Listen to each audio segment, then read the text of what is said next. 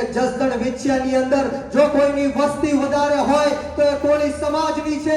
છેલ્લા 30 વર્ષથી કોળી સમાજનો ધારાસભ્ય છે, કોળી સમાજનો કેબિનેટ મંત્રી છે, છતાં પણ કોળી સમાજનો ન્યાય માંગવા માટે, છતાં પણ કોળી સમાજ ન્યાય માંગવા માટે ભીખ માંગવી પડતી હોય, રોડ રસ્તા ઉપર આવવું પડતું હોય તો આ જસદણ વિછિયાના ધારાસભ્યને કહેવા માંગીશ કે ઢાંકણીમાં પાણી લઈને ડૂબી મળો। આ સાંભળ્યા તમે આમ આદમી પાર્ટીના નેતા બ્રિજરાજસિંહ સોલંકીને। ગુજરાતમાં કોળી સમાજમાં નેતૃત્વ માટે મોરે મોરા થાય તેવી પૂરેપૂરી સંભાવના છે।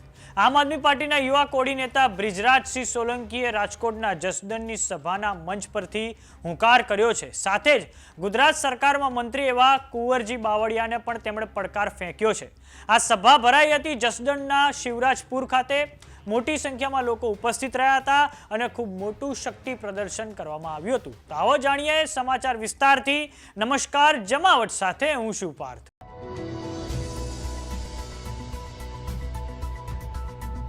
ગુજરાતમાં વિસાવદરની જીત પછી આમ આદમી પાર્ટી પોતાનો જનાધાર જોરદાર રીતે વધારી રહી છે। તો હવે રાજકોટના જસદણના શિવરાજપુર ખાતે આમ આદમી પાર્ટીની એક સભા યોજાઈ હતી, જેમાં આપ નેતા બ્રિજરાજસિંહ સોલંકી દ્વારા ગુજરાત સરકારમાં મંત્રી અને જસદણના એમએલએ કુંવરજી બાવળિયાને પડકાર ફેંકવામાં આવ્યો હતો।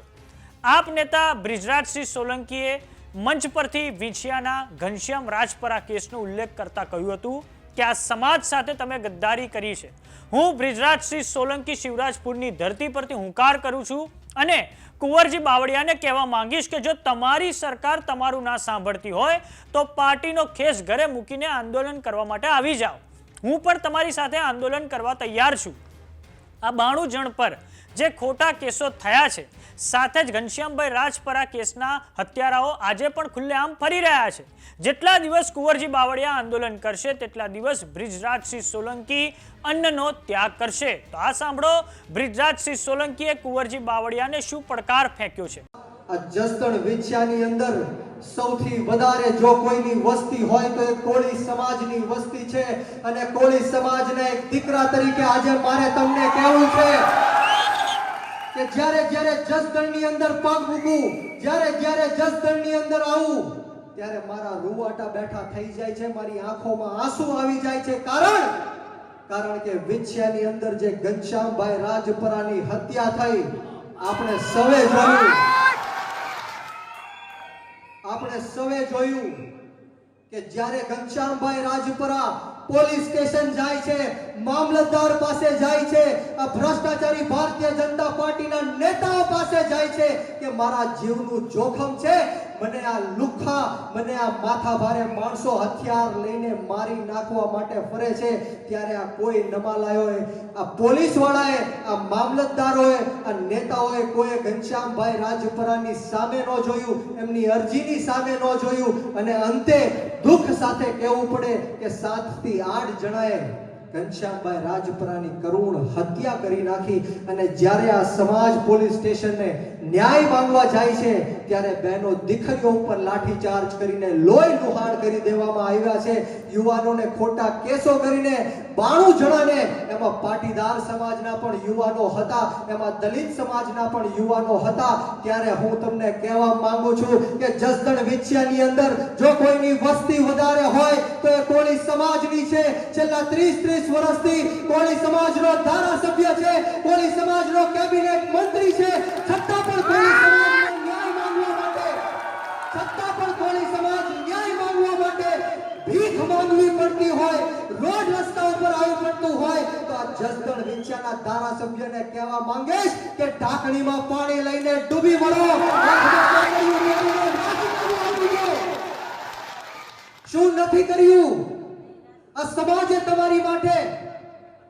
તમને ચૂંટણીઓ જીતાડવા માટે બહેનો દીકરીઓએ ઉપવાસ કર્યા, પગપાળાઓ કર્યા, માનતાઓ માની, આ વડીલોએ તમારી માટે રાત દિવસ એક કરીને તમને ચૂંટણીઓ જીતાડી, છતાં પણ તમે આ સમાજ સાથે વિશ્વાસઘાત કર્યો, આ સમાજ સાથે તમે ગદ્દારી કરી। ત્યારે હું બ્રિજરાજ સોલંકી આ શિવરાજપુરની ધરતીથી કુંવરજી બાવળિયાને કહેવા માંગીશ કે જો તમારી સરકાર તમારું ન ગાંઠતી હોય, તમારી સરકાર તમારું ન સાંભળતી હોય તો તમારી પાર્ટીનો ખેસ ઘરે મૂકીને આંદોલન કરવા માટે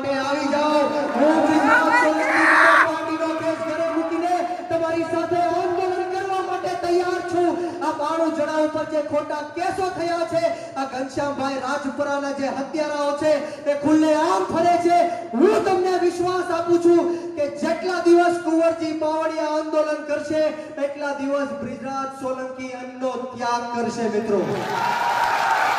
આમ હવે આગામી સમયમાં કોળી સમાજમાં મોરે મોરા થાય તેવી સંભાવના વધી ગઈ છે. વાત કરીએ ગુજરાત સરકારમાં મંત્રી એવા કુંવરજી બાવળિયાની, તો તેઓ 2018 સુધી કોંગ્રેસમાં હતા અને તે પછી હવે 2018માં ભારતીય જનતા પાર્ટીમાં જોડાઈ ગયા છે અને તેઓ હાલમાં જસદણ પરથી ધારાસભ્ય પણ છે. તો આ બાબતે તમારું શું માનવું છે અમને કોમેન્ટ બોક્સમાં લખીને જરૂર જણાવો. જો તમે અમને યુટ્યુબ પર જોઈ રહ્યા હો તો સબસ્ક્રાઇબ કરો. જો તમે અમને ઇન્સ્ટાગ્રામ અને ફેસબુક પર જોઈ રહ્યા હો તો ફોલો કરો. સાથે જ અમારી વોટ્સએપ ચેનલ આવી ગઈ છે, તેને જોઈન કરવાનું ના ભૂલતા. નમસ્કાર.